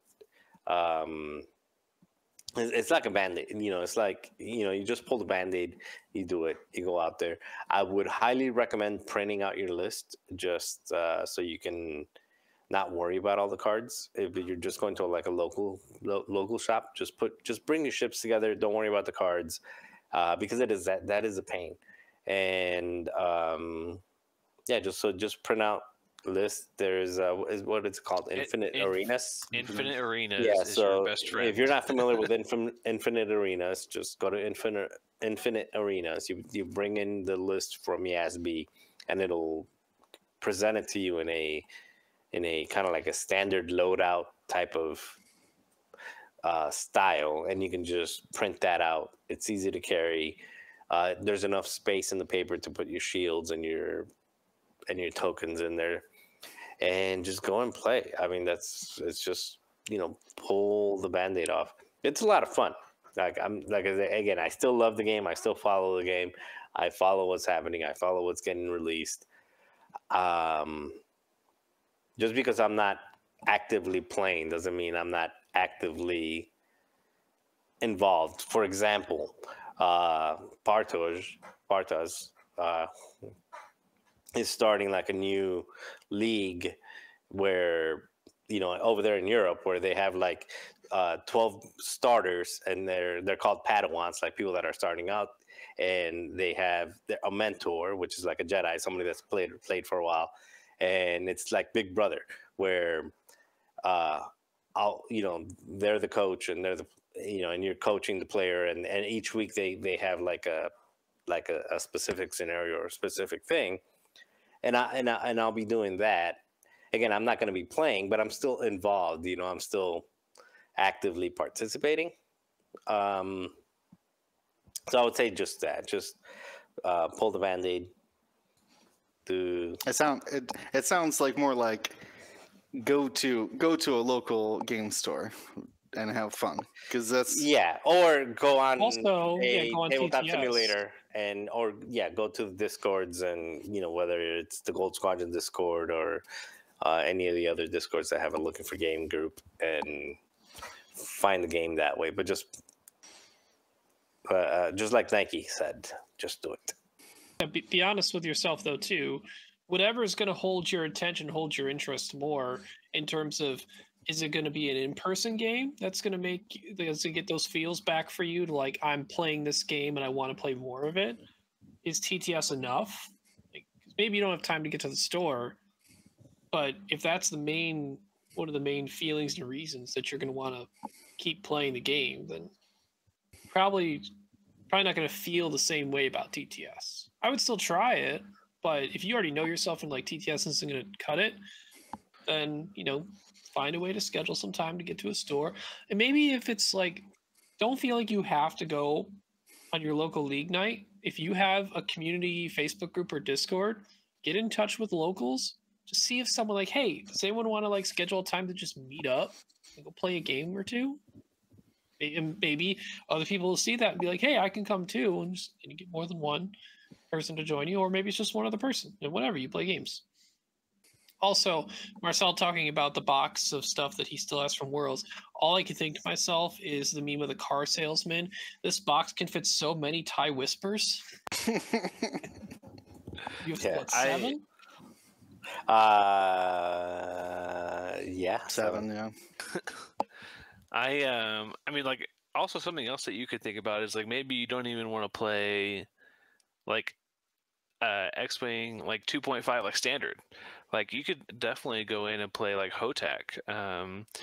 Like Timbo was talking yesterday or last week, sorry, about how he some of his community is like really excited about playing Hotak, and here's the Atari cluster. Which is like sort of like a campaign for X-Wing. So maybe if you're not super excited about like the current quote unquote meta, or like you don't want to play against somebody, maybe you could just show up, bring a fun pilot, and go through a couple of campaign missions. Or we have we have at least 2 scenarios. Play Battle Yavin, play Siege of Coruscant, have fun with those. So I will say, when the first time I ever played Battle of Yavin, that felt very Star Wars to me. It was awesome. So if you're interested and some of your favorite memories of Star Wars is like original trilogy space battles, go play Battle of Yavin. If it's prequels, go play Siege of Coruscant. Yeah, I'm super excited for Battle of Endor. Oh, that's Return of the Jedi, the Endor space battle is one of my favorites of all of Star Wars. So yes. Yeah. For me, it's list building. Like, I see the ships on the TV or wherever I'm watching shows, and I'm like, that was an amazing episode. And as I begin to contemplate it, I slowly pull up my Yasby and start adding gauntlets and fang fighters to squads. Realize that Bo-Katan's in 2 different factions. Wow. Had forgotten about it. James questions it. She's in 2 factions. Yeah, I do question every time. That's a good segue into one of our other questions we had there. Is it time for the Mandalorians to become their own faction? From Barry B. I've always wanted the Scum faction to dissolve completely into almost nothingness, but I would be okay with. Wow. I would be okay. I think so. I'd be completely okay with the Mandalorians taking their place, and then putting all the bounty hunters as standardized cards within factions they worked with. How about this as a counter to that? Because I'm there with you.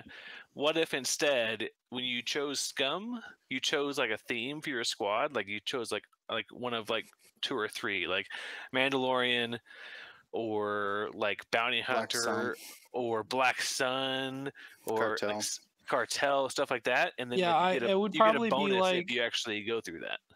Mandalorians. I mean, you could call it scum and villainy, but it basically would be smugglers, the criminals, the blacks, whatever. But then the separate ones are like the smugglers. So there's the in the old Star Wars LCG game, card game, living card game. You buy packs, not booster style. You get what you get all the time.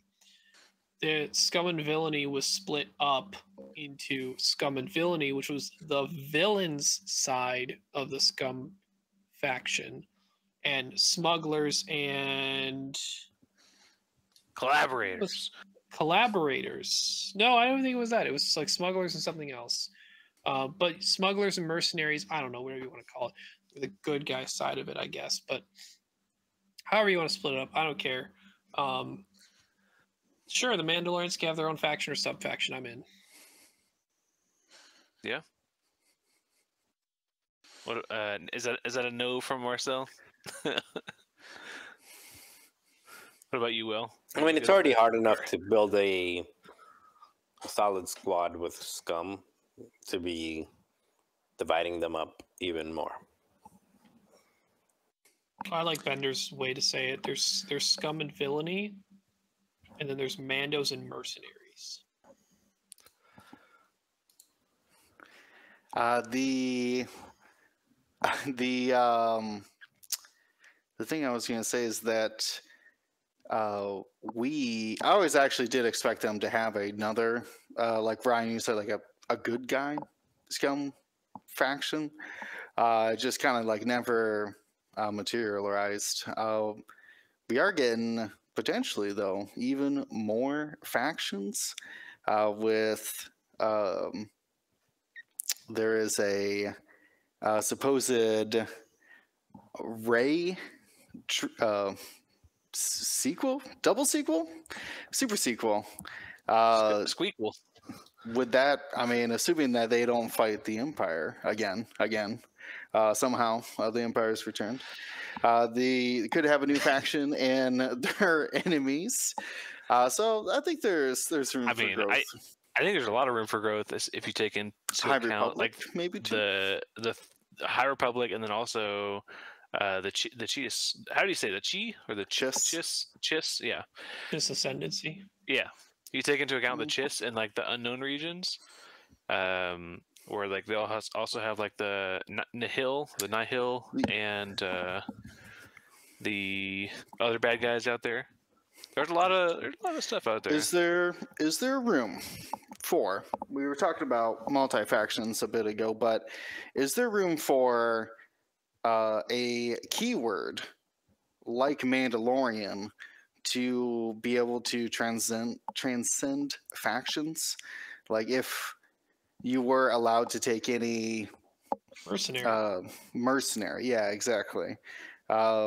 And you can put them into your list. Even though they already have the epic upgrades for that.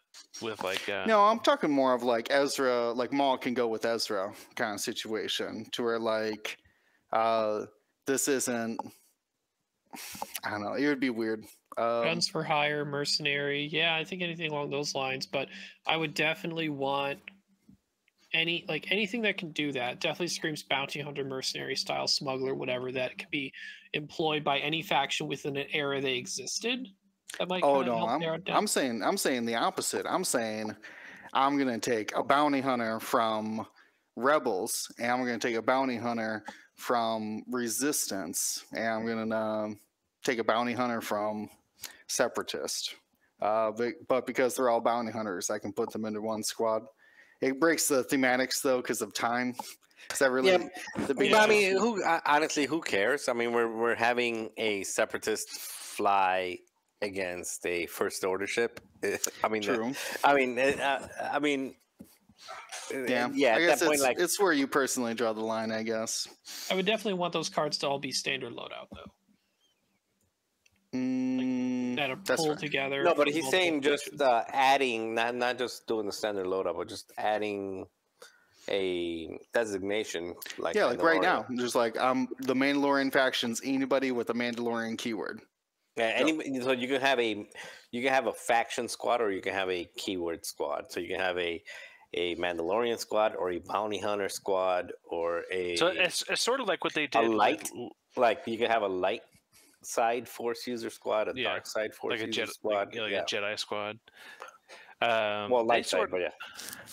They sort of did that with Legion, how they did like their special campaign not campaign boxes, like army boxes, like the rebels from Hoth, like Echo base force, and then like the 501st, and what else did they do? I think they did like Geonosian assault or something like that, to where like you have like a special keyword kind of thing, and you take these units and you can use them in that squad. I am still torn in it though. The factions things is, I do love when it's like rebels fighting Empire though. So you're gonna make Rathos cry. With all this. All right, we start multi-factioning. I'm over much? here packing up stuff, and I can hear the squad builder tears from here. Right, Rathos like, I'm almost done. Like, I'm like, what else is there to do? I'm almost done here. It's like, what if we just like threw out all your rules, just did our own thing? Yeah, it's called volunteer job security.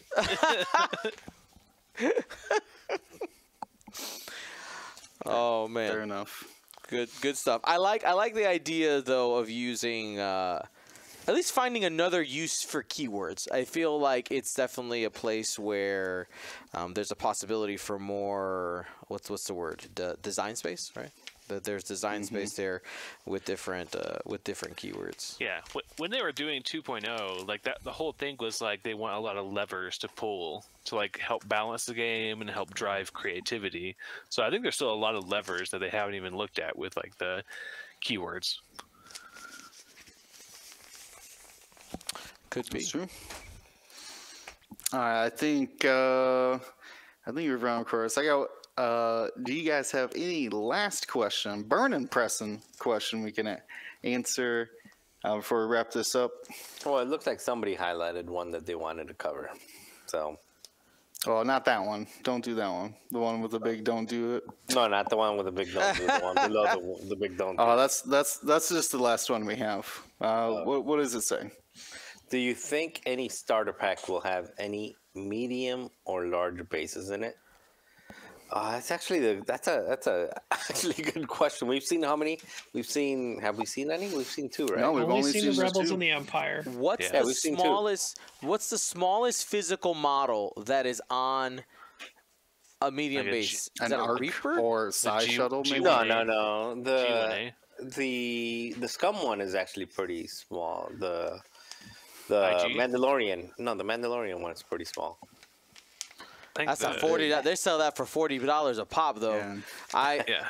They ain't giving that one away for free. No, I'm just saying, that's too popular. But with the Mandalorian and Boba Fett and like, if you're trying to attract new people that have not played, I think if they were that is the iconic ship to attract. It would be a fire spray if they did it. The fire spray? I could see that. Yeah. So this is less about actual space that can actually fit and more about like just the need of it. Yeah, because you fit one medium and two small, right? I mean, it's usually 3 ships per starter pack. I think for visual balance, They said it's going to be 4. Yeah, I think for visual balance, I think we end up getting all small base ships. I like the idea. Maybe a future an Arc 170 seems like it's doable. It's like physically in the layout of the box.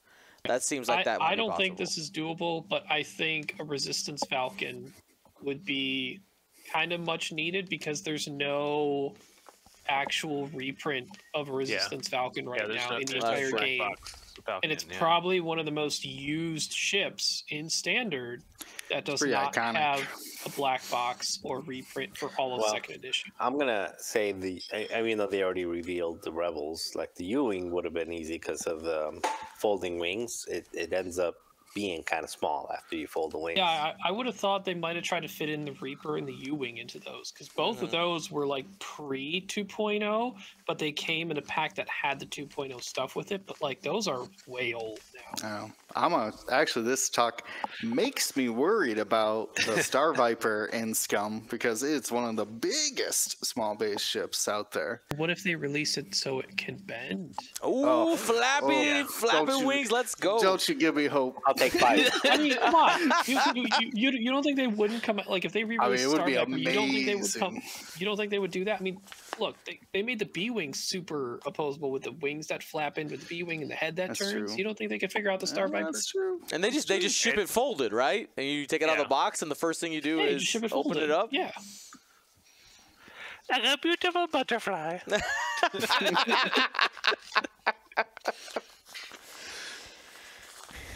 Love it, love it. All right, you boys got anything else? Are you guys ready to call I it for got the night? one last question for you. It's for you, Dion. Hit me. Blue Jello asks, why'd you start the podcast? Why did I start the podcast? Oof. Okay. Like a Pandora's box question. That is A lot of that is answers. Bring us back to the Wayback Machine The to Wayback Machine. 2014, 16. 16. The podcast is 1 month younger than Arwen, my oldest daughter. So it's an escape from your family. How you going there? I was gonna say, how'd you pull that one off with your wife? One month later, I'm starting a podcast for this mini You know game what? I love. You're cool with that? I'm gonna go. No, sorry. Go ahead. Yeah, so I had been really into X-Wing already at that point for a year and a half, and it was one of those things where it just kind of happened. I had the idea, and the way Devin and I work, our relationship works, is if we feel passionate about something, we're going to try to figure out a way to work, and we did. The podcast has always been recorded remotely, right? Where each person's in their house. We've done it different ways. All right, we've done everything from like recording Skype calls. There was some different tech that we used to use that would record everybody's audio in a browser and things like that. Because for people who watch now, like they're used. Somebody actually sent me a message recently asking, like, "Hey, I want to watch episode," they said 100 something, but I can't find the video. And I was like, we didn't start posting videos for these till about 150, 160, somewhere around there. But I mean, why did I start it? I don't know. Just it seemed like there was at the time there existed Nova Squadron Radio, Scum and Villainy, Fly Better, which was previously known as Minox Squadron, Back to Dials. I think those were the 4 biggest ones that existed. And if I'm forgetting somebody, I'm sorry. I think maybe Radio TCX. started Yeah, Radio at the same TCX. time. Were they around at that time? Yeah.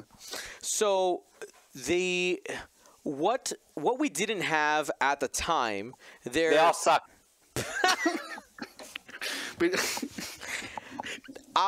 our style of podcast did not exist in the 5 that exist. A family friendly, longer pace, but not necessarily about like us as individuals, but more of trying to encompass the community as a whole. And then we really kind of found our stride once we started streaming, because then it kind of changed our perspective just a little bit. And I mean, that took a long time. And I know I don't know if that suffices the answer, but it started because I felt like it. That is the best one. Devin, hold on. Yeah, I'm curious to see if she has any memories. Devin, quick question. We're live right now. Do you remember how I asked you about starting the podcast? Do you remember? I know it started like a month or so after Arwen was born. I had already been playing X-Wing. Yeah, you had more recently started playing, and you thought it would. The wheels are turning right now. I thought it started by wanting to. You wanted to talk about the game and like strategy. Uh huh. And pretty quickly after that, you wanted to start. I feel like we need Jeopardy music in the background. Okay. And then it kind of tied together. But the real answer is the one that you guys have seen the Obama like speech or thing where he had Keel, The interpreter.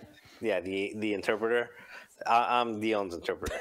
That's what he meant to say. It was like there was all these great people. Well, so again. Oh, there was a need, and then you. So Devin said there was a need. I identified it, and we went for it. That's a short version of what she said. Were you upset at me? A little late. I don't know. We never talked about it. No, I got a no. The face says butt though. No butt.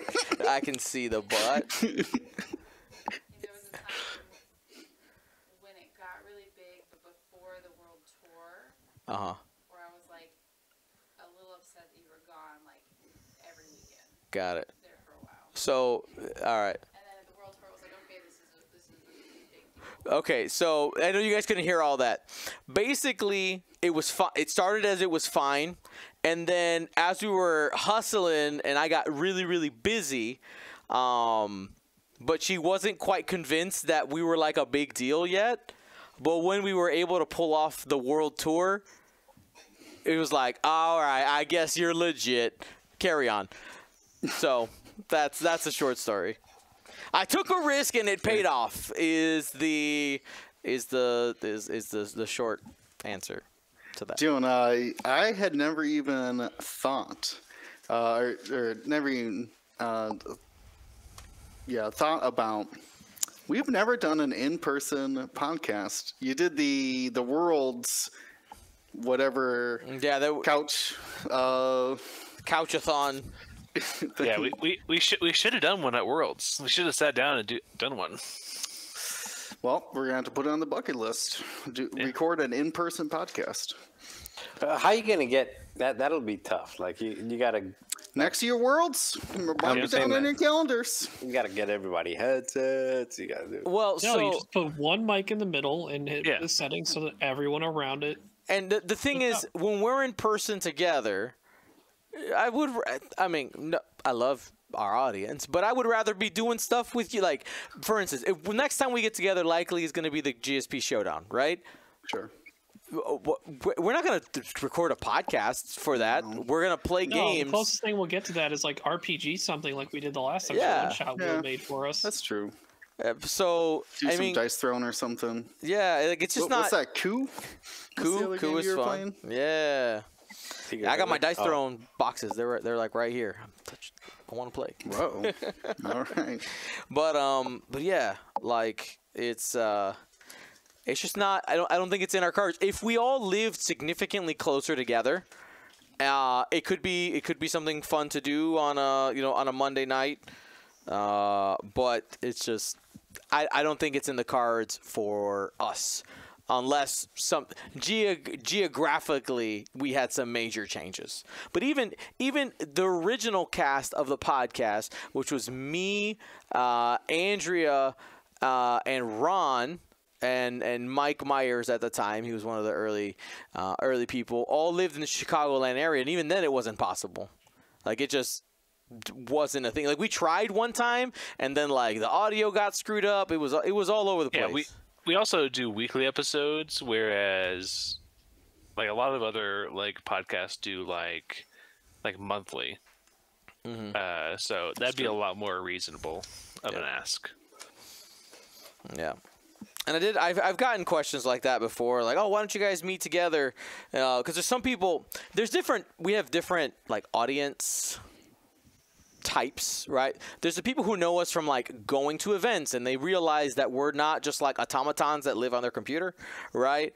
Like, we're like real people, so they've seen us in action, and they understand that like we're busy with things, like it doesn't really work. But I definitely have a group of people who only ever see us via YouTube, and like you have different creators that have like their normal content, and then they'll take all the people who they do their normal content with and have a podcast, but they're like meeting as a job in person for something like that, when this is just a hobby for us. This is just, you know, shooting the breeze, having a good time.